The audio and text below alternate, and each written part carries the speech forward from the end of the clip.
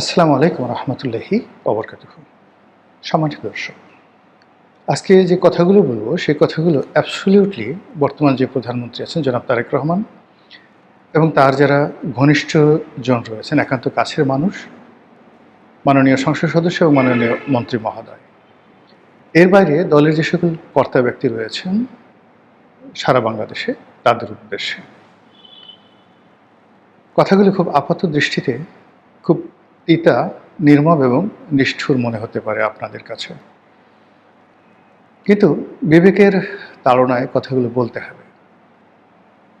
এই কারণে যে আজকে বিএনপি ক্ষমতায় এসেছে, সে ক্ষমতায় আসার পেছনে বিএনপির অবশ্যই লড়াই আছে, সংগ্রাম আছে, ত্যাগ আছে, তিতিক্ষা আছে। কিন্তু তাদের সংখ্যা কত? যদি আমরা 35% লোক ধরি বিএনপির, সেই বিএনপির 35% লোকের মধ্যে সর্বোচ্চ 2 থেকে 3% লোক, মানে 35%-এ 2 to 3% লোক যারা অ্যাক্টিভলি বিএনপি করেন এবং দলীয় কর্মকাণ্ডে অংশগ্রহণ করেছেন, মামলা মোকদ্দমার শিকার হয়েছেন। বলা হয়ে থাকে যে বিএনপির বিরুদ্ধে লক্ষাধিক মামলা হয়েছে এবং এই মামলায় কম করে হলে বিএনপির 50 লাখ লোক আসামি হয়েছে বিভিন্নভাবে। তাহলে আপনি চিন্তা করুন যে যদি 35% লোক হয় 18 কোটি মানুষের মধ্যে, তাহলে ইট ইজ অলমোস্ট 6 crore বা 6.5 কোটি। তো 6.5 কোটি মানুষ বিএনপি করে, সেই বিএনপির মধ্যে মামলা মোকদ্দমা ভোগ করেছেন 50 লাখ লোক বিএনপির হিসাব অনুযায়ী। আমরা মনে করি যে এই সংখ্যা নট মোর দ্যান 10-12 লাখের বেশি হবে না। তাহলে 6 কোটি থেকে 6.5 কোটি বিএনপি করা মানুষ, তাদের মধ্যে বড় জোর 10 থেকে 12 লাখ লোক মামলা মোকদ্দমার শিকার হয়েছেন আওয়ামী লীগ জমানাতে, এবং তারও একটা বিরাট অংশ হয়তো মানে রাজনৈতিক কর্মকাণ্ডের কারণে, হয়তো বিএনপি করার কারণে, হয়তো যারা বিএনপি করেন এক পক্ষ অন্য পক্ষকে দমন করার জন্য সরকারি দলকে ব্যবহার করেছে, কমিটি নিয়ে গণ্ডগোল হয়েছে, নমিনেশন নিয়ে গণ্ডগোল হয়েছে, প্রতিপক্ষকে দমন করার জন্য বিএনপিরই এক পক্ষ অপর পক্ষে সহযোগিতা নিয়েছে। এর বাইরে অনেকের মামলা আছে একান্ত ব্যক্তিগত যে শত্রুতা, ব্যক্তিগত ব্যর্থতা বা ব্যক্তিগত সমস্যার কারণে অনেকে মামলা মোকদ্দমার শিকার হয়েছেন, যেগুলোকে ঢালাওভাবে বলা হচ্ছে যে এগুলো দলীয় কারণে মামলা মোকদ্দমার শিকার হয়েছেন। তো যেভাবেই বলেন না কেন, মাত্র 10 লাখ লোক সারা বাংলাদেশে। কিন্তু যখন আওয়ামী লীগের একটা দীর্ঘমেয়াদী রেজিমের পতন হলো, তখন এই 10 লাখ বা 15 লাখ যারা মামলায় অংশগ্রহণ করেছিল, তাদের আবার 1%ও এখানে ছিলেন না। বিরাট অংশ জেলখানাতে ছিলেন, বিরাট অংশ পলাতক ছিলেন। তাহলে সত্যিকার আন্দোলনটা কারা করেছেন? আন্দোলনটা করেছেন আপনি, আমি, আমাদের মতো যারা সাধারণ মানুষ আছেন, যার যার অবস্থান থেকে আমরা রুখে দিয়েছিলাম, আমরা কণ্ঠকে উঁচু করেছিলাম এবং আমরা ঝুঁকে নিয়েছিলাম। যে যার অবস্থান থেকে ঝুঁকি নিয়েছিলাম, সর্বোচ্চ ঝুঁকি, সেটি 3 দিনের জন্য হতে পারে, কিন্তু বাস্তবতা হলো যে আপনি 30 বছর ধরে একটা কাজ করে সফলতা পেলেন না, আর আমি 3 দিন পরিশ্রম করে সফল হয়ে গেলাম, লোকজন আমাকেই স্মরণ করবে। কাজেই 17 বছর, 20 বছর, 33 বছর সংগ্রাম করেছেন, এটা সাধারণ মানুষের কাছে কখনই উপলক্ষ নয়। এটা আপনার আত্মতৃপ্তির জন্য। সাধারণ মানুষ দেখছে যে এই সময়টিতে, জুলাই আগস্ট বিপ্লবের সময় একেবারে শেষের 10 দিন, কারা মাঠে ছিলেন, কী করেছেন এবং কে কতটুকু ভূমিকা পালন করেছেন। এবং সেই জায়গাতে বুকে হাত দিয়ে দেখেন তো যে জুলাই মাসের 20 তারিখ থেকে আগস্ট মাসের 5 তারিখ পর্যন্ত বিএনপির কয়জন নেতা, জামাতের কয়জন নেতা রাজপথে ছিলেন, এবং ওই সময়ের বক্তৃতা এবং বিবৃতি, ফেসবুক স্ট্যাটাস থেকে শুরু করে তাদের সামাজিক কর্মকাণ্ড, লেখনী, এগুলো সামনে একটু আনার চেষ্টা করুন তো। দেখেন তো কয়জন মানুষকে আপনারা খুঁজে পান যে একেবারে শেখ হাসিনার সরকারের বুলেটের সামনে দাঁড়িয়েছিলেন। এমন লোক বিএনপিতে, জামাতে কয়জন আছেন? খুব অল্প, একেবারেই অল্প, নাই বললেই চলে। বাকি যারা ছিলেন তারা বেশিরভাগ 90% হলো আপনার আমার সন্তান যাদের বয়স 30 বছরের নিচে। আর 50 বছরের নিচে যাদের বয়স, এদের সংখ্যা ধরুন 6 to 7%, আর 50 বছরের উপরে তাদের হয়তো 3 to 4% যারা রাজপথে ছিলেন। এটি হলো বাস্তবতা। এই বাস্তবতায় আমরা বিজয়ী হয়েছি, জনগণ বিজয়ী হয়েছে, বাংলাদেশ বিজয়ী হয়েছে। বিজয়ী হওয়ার পর ডক্টর মোহাম্মদ ইউনূস ক্ষমতায় আসছে, যার কোনো কন্ট্রিবিউশন ছিল না, না গণতন্ত্রের জন্য, না সুশাসনের জন্য, না এদেশের মুক্তিযুদ্ধের জন্য, না এদেশের দীর্ঘকালের যে সংগ্রামী ইতিহাস, সেই ইতিহাসে কোনো একটি বাঁকে ডক্টর মোহাম্মদ ইউনূস নামক একজন ব্যক্তি তার কোনো ভূমিকা ছিল দেশের গণতান্ত্রিক আন্দোলনে, কেউ বলতে পারবেন না। এমনকি তার সাথে যারা সঙ্গী সাথী ছিলেন, হাতে গোনা 2-1 ছাড়া সবাই তারই মতো তথাকথিত মার্কেটিং বয়, তথাকথিত গলাবাজ, তথাকথিত এনজিও ব্যক্তিত্ব, তথাকথিত বিদেশি অর্থে যাদের জীবন জীবিকা চলে, এবং অনেকে বিদেশিদের তাবেদার, দালাল, বিভিন্ন যাকে বলা হয় গোয়েন্দা সংস্থার এজেন্ট হিসেবে আমাদের সমাজে দীর্ঘদিন ধরে নিন্দিত। এই মানুষগুলোর অত্যাচারে আমরা 17 মাস এরকম একটা অসভ্য সময় আমরা পার করলাম, যখন মানবতা ছিল না। সবার মানুষের যারা ক্ষমতাধর ছিল 17 মাসে, তাদের কোনটা যে মুখ আর কোনটা যে পায়ু, কোনটা দিয়ে যে খাবার গ্রহণ করে আর কোনটা দিয়ে যে মল ত্যাগ করে, তাদের আচার আচরণ দেখে আমরা বুঝতে পারিনি। ফলে প্রথম দিকে বলা হলো যেই লাউ সেই কদু, পরে বলা হলো আগেই ভালো ছিলাম। এর প্রেক্ষিতে সেই 17 মাসের দুর্বিষহ অমানবিক দুঃশাসন যখন দূর হলো, তখন আরেকটি শাসন এলো, যেটিকে বলা হলো গণতন্ত্র, যেটিকে বলা হলো একটি নির্বাচনের মাধ্যমে নির্বাচিত সরকার। এবং সেই নির্বাচনী সরকার কোনো কিছু না বললেও আমরা যারা আমজনতা, আমরা এক রাশ স্বপ্ন নিয়ে, আশা নিয়ে, ভালোবাসা নিয়ে সরকারের দিকে তাকিয়ে আছি টিল নাও। এরই মধ্যে প্রায় 2 মাস চলে গেল। এই 2 মাসে কি হয়েছে বা কি হতে চলেছে?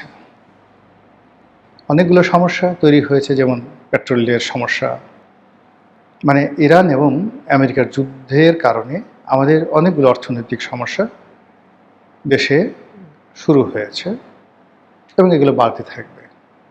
পেট্রোলিয়ামের সমস্যা শুরু হয়েছে এবং এগুলো বাড়তে থাকবে, এগুলো আমরা মেনে নিয়েছি। কিন্তু হোয়াট অ্যাবাউট চাঁদাবাজি? চাঁদাবাজির জন্য কি হরমুজ প্রণালীর যে যুদ্ধ এ কি দায়ী?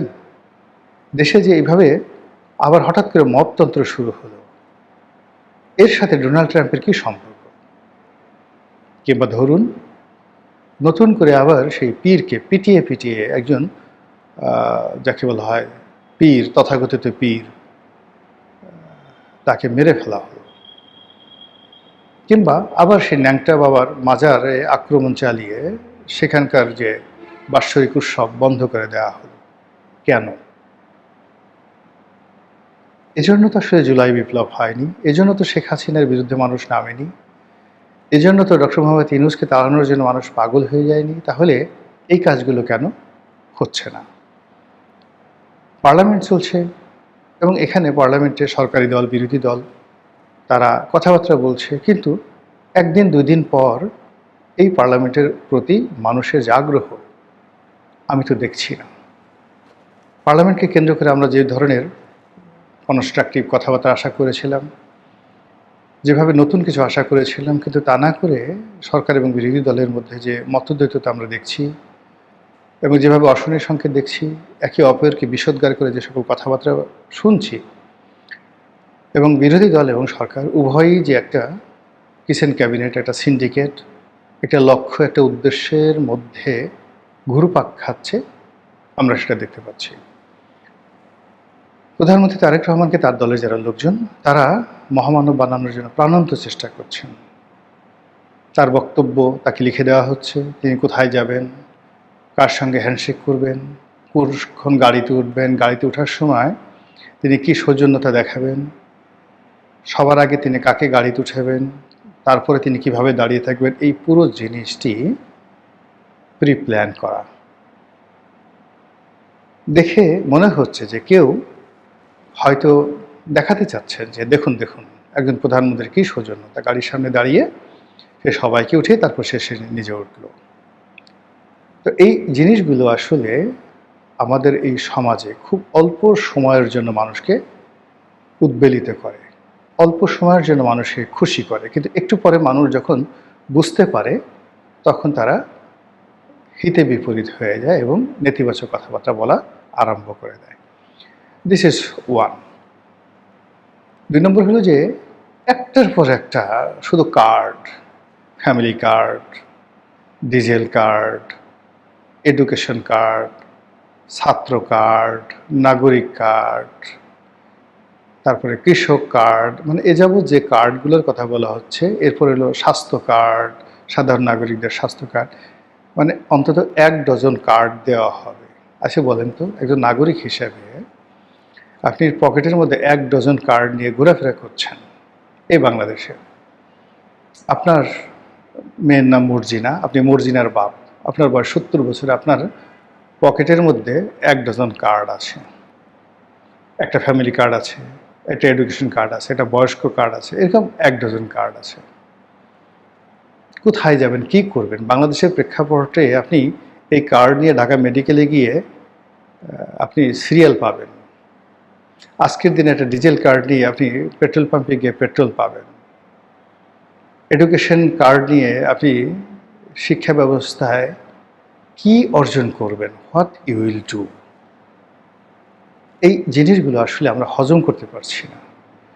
কারা, কেন, কিভাবে এই সমস্ত কার্ডের বুদ্ধি প্রধানমন্ত্রীকে দিয়েছেন এবং প্রধানমন্ত্রী এই কথাগুলো বলছেন, আমি একজন রাজনীতির সাধারণ কর্মী হিসেবে আমার মাথায় এই বিষয়গুলো ঢুকছে না। আর এই সকল কার্ড দিয়ে কী হবে, এর ফলে বিএনপির কী উপকার হবে, দেশের কী উপকার হবে, তারপর জনগণের কী উপকার হবে, এই 3টি ডট আমি মিলাতে পারছি না। আমার কাছে মনে হচ্ছে যে এরকমভাবে যদি 50 লাখ কার্ড ছাপানো হয়, 12টা কার্ডে যদি 3 কোটি কার্ড বা 10 কোটি কার্ড ছাপানো হয়, এক একটা কার্ডের খরচ যদি 100 টাকা করে হয়, 10 কোটি কার্ড ছাপানো হলো 100 টাকা করে এক একটা কার্ডের খরচ। একটু হিসাব করেন তো, যারা এই কার্ডের ব্যবসা করবে তারা কত টাকা রাষ্ট্র থেকে বের করে নিয়ে গেল, জাস্ট একটু হিসাব করেন। এবং একটা সময় দেখবেন যে খাম্বা নিয়ে, হাওয়া ভবন নিয়ে যে সকল গালাগালি হতো, আগামীতে কার্ড মানে সরকারের সাথে, সরকার প্রধানের সাথে, মন্ত্রী এমপিদের সাথে এরকম কার্ড, অমুক কার্ড, অমুক কার্ড, এরকম নাম এসে যাবে। এতে করে সরকারের কোনো কল্যাণ হবে না। কথাগুলো যত মানে তিতেই শোনানো হোক না কেন, বা আপনি মনে করেন যেগুলো তিতা কথা, কিন্তু এই জিনিসগুলো আসলেই বাস্তব। এগুলো যত দ্রুত সম্ভব এগুলো বন্ধ করেন। আপনার ভান্ডারে যদি জিনিস না থাকে, 1000 কার্ড দিয়েও আপনি কাজ করবেন। আর ভান্ডারে যদি আপনার জিনিস অ্যাভেলেবল থাকে, আপনার কার্ড দরকার হয় না। এটা মুক্তবাজার অর্থনীতি। এখানে সবাইকে পরিশ্রম করতে হচ্ছে। এখানে কোনো রাষ্ট্র কাউকে খাওয়াতে পারবে না, কোনো রাষ্ট্র কাউকে চাকরি দিতে পারবে না। রাষ্ট্র যে কাজগুলো এই জমানাতে করছে, এই বিষয়ে আগে সরকারের যারা কর্তা ব্যক্তি তাদের একটা ধারণা নিতে হবে, how a state is functioning in the modern world, like a capitalist country like Bangladesh. ধনতান্ত্রিক একটা রাষ্ট্র, সেই রাষ্ট্রে কি করে ক্যাপিটালিজম কাজ করে, এবং আমরা এই ক্যাপিটালিজমের আন্ডারে কিভাবে রাষ্ট্রের উন্নয়ন করব, এই প্রাথমিক পর্যায়ে হু ইজ আওয়ার মডেল। আমি যে কাজগুলো করব, আমি যে কার্ড দিচ্ছি, আমার সামনে তো একটা মডেল থাকতে হবে। এই ফ্যামিলি কার্ড দিয়ে আপনি এই মুহূর্তে বলেন তো যে ফ্যামিলি কার্ড দিয়ে অমুক একটি দেশ এইভাবে সফল হয়েছে। আর আপনি যদি বলেন যে না, আমাদের সামনে কোনো মডেল নেই, আমরাই একটা উদাহরণ তৈরি করব, ভালো কথা, কিন্তু সেটা এখন নয়। যখন আপনি আইসিইউতে, ইকোনমি আইসিইউতে, সরকার যখন একেবারে নতুন, অবুঝ শিশু, ঠিক এই সময়টাতে পরীক্ষা নিরীক্ষা চলে না। এই সময়টাতে একেবারে রীতিমতো বুলেটিন আকারে এমন কিছু করতে হয় যেগুলো মানুষের পেট, মস্তিষ্ক, শরীরে এক ধরনের শান্তির পরশ বুলিয়ে দেবে। এই মুহূর্তে যেটি দরকার জাতীয় ঐক্য। এই মুহূর্তে যেটি দরকার সেটি হলো রাজনৈতিক পক্ষগুলোর মধ্যে সম্প্রীতি। এই মুহূর্তে যেটি দরকার সরকার মানুষের বিশ্বাস এবং আস্থা অর্জন করবে। এই মুহূর্তে যেটি দরকার মানুষ পকেটে হাত দিয়ে সরকারকে, রাষ্ট্রকে সহযোগিতা করবে ট্যাক্স দিয়ে। এই মুহূর্তে যেটি দরকার যার যার অবস্থান থেকে ব্যয় কমাবে। এই মুহূর্তে যেটি দরকার সেটি হলো সঞ্চয় বাড়াবে ব্যক্তির এবং রাষ্ট্রের। এই কাজগুলোতে এখনো পর্যন্ত সরকারের পক্ষ থেকে কোনো উদ্বোধনী বাণী দেওয়া হয়নি। খাল কাটো, ওই খালে এটা ছাড়ো, ওই খালে কচুরিপানা পরিষ্কার করো, তারপর এখানে কৃষক কার্ড, ওখানে অমুক কার্ড, তারপরে এই যে ১১ সময় কী কী করেছে, মানে গত ৬০ দিনে যা কিছু করা হয়েছে সেইগুলোর দেশের জন্য, জাতির জন্য, কালের জন্য ইমিডিয়েটলি উইদিন ১ মাসে ফলাফল আসবে, ভালো ফলাফল আসবে, আউটপুট আসবে, জিডিপিতে যোগ হবে, মানুষের মনোবল বাড়াবে, মানুষের অস্তিত্ব রক্ষা করবে, এরকম একটা কাজও এখন পর্যন্ত সরকার করতে পারেনি। যে ভুল ডক্টর মোহাম্মদ ইউনূস করেছেন, তাকে একটা স্বর্ণ সময় দেওয়া হয়েছিল। কোনো মানুষ ৬ মাস তাকে নিয়ে কোনো কথা বলেননি। এই ৬ মাসের মধ্যে পুরো বাংলাদেশ গান করে দিয়েছে। একইভাবে তারেক রহমান সাহেব যখন ক্ষমতায় এসেছেন, সবাই ধরে নিয়েছিল যে তাকে একটা হানিমুন পিরিয়ড ৩ মাস দেওয়া হবে, নট মোর দ্যান দ্যাট। তিনি বলেছেন ৬ মাস পর তিনি মূল্যায়ন করে, এটা তার ব্যক্তিগত ব্যাপার। কিন্তু ডক্টর মোহাম্মদ ইউনূসকে ৬ মাস সময় দিয়ে মানুষ যে ভুল করেছে সেই ভুল বিএনপির জন্য করবে না। বিএনপির আফটার 90 ডেজ দেখবেন বিএনপির ১৪ গোষ্ঠী ধুয়ে মুছে পরিষ্কার করে দেবে বিএনপির যারা প্রতিপক্ষ। কাজেই কথাগুলো তিতা শোনাচ্ছে, কিন্তু মাথা ঠান্ডা করুন, মনকে স্থির করুন এবং ভাবুন যে কাজ করছেন আপনার হৃদয়ে সাড়া দিচ্ছে কিনা, যে কাজ করছেন জনগণ, দেশের কি আসলে কল্যাণ হচ্ছে। যে কাজ করছেন সেই কাজে ১০০ টাকা রাষ্ট্র থেকে যদি খরচ করেন, রাষ্ট্রের ভাণ্ডারে ২০০ টাকা জমা হচ্ছে কিনা। যদি না হয়ে থাকে আপনি ভুল কাজ করছেন। মহান আল্লাহ আপনাকে, আমাকে, আমাদের সবাইকে হেদায়েত দান করুন। আসসালামু আলাইকুম ওয়া রাহমাতুল্লাহি ওয়া বারাকাতুহু।